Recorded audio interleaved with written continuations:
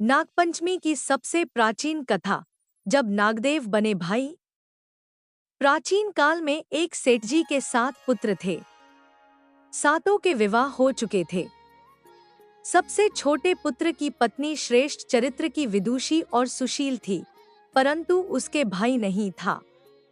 एक दिन बड़ी बहू ने घर लीपने को पीली मिट्टी लाने के लिए सभी बहुओं को साथ चलने को कहा तो सभी धलिया और खुरपी लेकर मिट्टी खोदने लगी। तभी वहां एक सर्प निकला, जिसे बड़ी बहू खुरपी से मारने लगी। यह देखकर छोटी बहू ने उसे रोकते हुए कहा, मत मारो इसे, यह बेचारा निरपराध है। यह सुनकर बड़ी बहू ने उसे नहीं मारा। तब सर्प एक ओर जा बैठा। तब छोटी बहू ने उससे कहा, हम अभी लौट कर आती हैं, तुम यहाँ से जाना मत। यह कहकर वह सबके साथ मिट्टी लेकर घर चली गई और वहां कामकाज में फंसकर सर्प से जो वादा किया था उसे भूल गई। उसे दूसरे दिन वह बात याद आई तो सबको साथ लेकर वहां पहुंची और सर्प को उस स्थान पर बैठा देखकर बोली, सर्प भैया नमस्कार। सर्प ने कहा, तू भैया कह चुकी है, इसलिए तुझे छोड़ देता हूँ, नहीं तो झूठी बात कहने के कारण तुझे अभी डस लेता। वह बोली, भैया मुझसे भूल हो गई, उसकी क्षमा मांगती हूँ। तब सर्प बोला, अच्छा, तू आज से मेरी बहन हुई और मैं तेरा भाई हुआ, तुझे जो मांगना हो मांग ले। वह बोली, भैया मेरा कोई नहीं है, अच्छा हुआ जो तू मेरा भाई बन गया।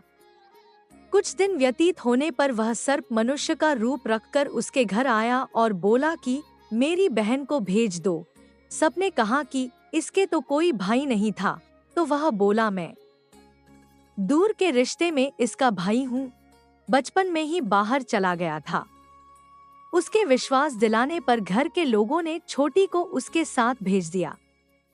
उसने मार्ग में बताया कि मैं वही सर्प हूँ, इसलिए तू डरना नहीं और जहाँ चलने में कठिनाई हो वहाँ मेरी पूंछ पकड़ लेना। उसने कहे अनुसार ही किया और इस प्रकार वह उसके घर पहुँच गई।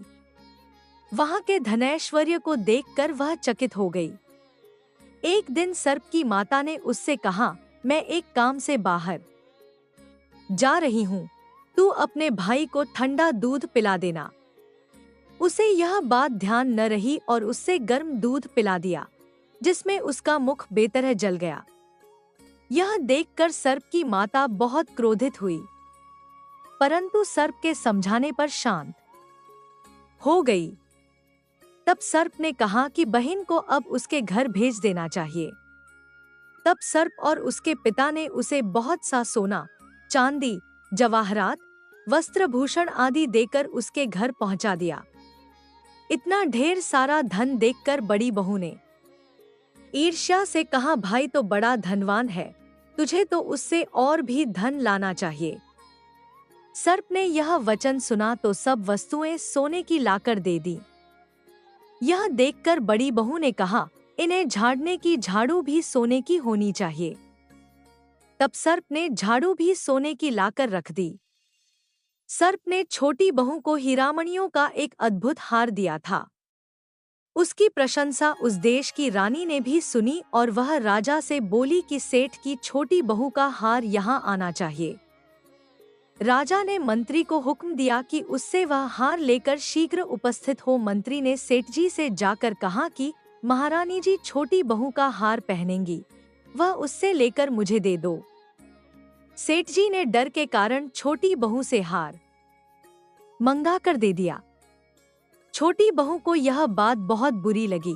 उसने अपने सर्प भाई को याद किया और आने पर प्रार्थना की, भैया रानी ने हार छीन लिया है, तुम कुछ ऐसा करो कि जब वह हार उसके गले में रहे तब तक के लिए सर्प बन जाए और जब वह मुझे लौटा दे तब हीरों और मणियों का हो जाए। सर्प ने ठीक वैसा ही किया। जैसे ही रानी ने हार पहना वैसे ही वह सर्प बन गया। यह देखकर रानी चीख पड़ी और रोने लगी। यह देखकर राजा ने सेठ के पास खबर भेजी कि छोटी बहू को तुरंत भेजो। सेठ जी डर गए कि राजा न जाने क्या करेगा। वे स्वयं छोटी बहू को साथ लेकर उपस्थित हुए। राजा ने छोटी बहू से पूछा, तूने क्या जादू किया है? मैं तुझे दंड दूंगा। छोटी बहू बोली, राजन, धृष्टता क्षमा कीजिए, यह हार ही ऐसा है कि मेरे गले में हीरों और मणियों का रहता है और दूसरे के गले में सर्प बन जाता है। यह सुनकर राजा ने वह सर्प बना हार उसे देकर कहा, अभी पहन कर दिखाओ। छोटी बहू ने जैसे ही उसे पहना वैसे ही हीरो मणियों का हो गया। यह देखकर राजा को उसकी बात का विश्वास हो गया और उसने प्रसन्न होकर उसे बहुत सी मुद्राएं भी पुरस्कार में दी। छोटी वह अपने हार और इन सहित घर लौट आई। उसके धन को देखकर बड़ी बहू ने ईर्ष्या के कारण उसके पति को सिखाया कि छोटी बहू के पास कहीं से धन आया है। यह सुनकर उसके पति ने अपनी पत्नी को बुलाकर कहा, ठीक ठीक बता कि यह धन तुझे कौन देता है। तब वह सर्प को याद करने लगी। तब उसी समय सर्प ने प्रकट होकर कहा, यदि मेरी धर्म बहन के आचरण पर संदेह प्रकट करेगा तो मैं उसे खा लूंगा। यह सुनकर छोटी बहू का पति बहुत प्रसन्न हुआ और उसने सर्प देवता का बड़ा सत्कार किया। उसी दिन से नागपंचमी का त्योहार मनाया जाता है और स्त्रियां सर्प को भाई मानकर उसकी पूजा करती हैं। नाग पंचमी की दूसरी पौराणिक कथा।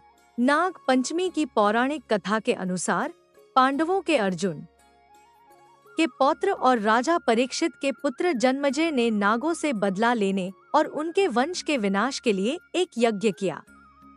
वह नागों से अपने पिता राजा परीक्षित की मृत्यु तक्षक नामक सांप के काटने की वजह होने का बदला लेना चाहता था।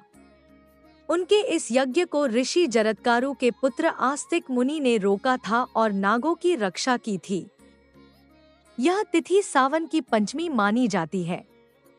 सांपों को शीतलता देने के लिए उन्होंने उनके शरीर पर दूध की धार डाली थी। तब नागों ने आस्तिक मुनि से कहा कि पंचमी को जो भी उनकी पूजा करेगा उसे कभी भी नागदंश का भय नहीं रहेगा। तभी से श्रावण मास की शुक्ल पक्ष की पंचमी तिथि को नाग पंचमी मनाई जाती है। मैं आशा करता हूँ कि आपको यह कथा पसंद आई होगी और यदि इस मेरे चैनल देसी सुविचार पर नए हो तो चैनल को सब्सक्राइब और वीडियो को लाइक और शेयर जरूर करें। साथ ही कमेंट बॉक्स में जय जय श्री भोलेनाथ लिखना ना भूले। धन्यवाद।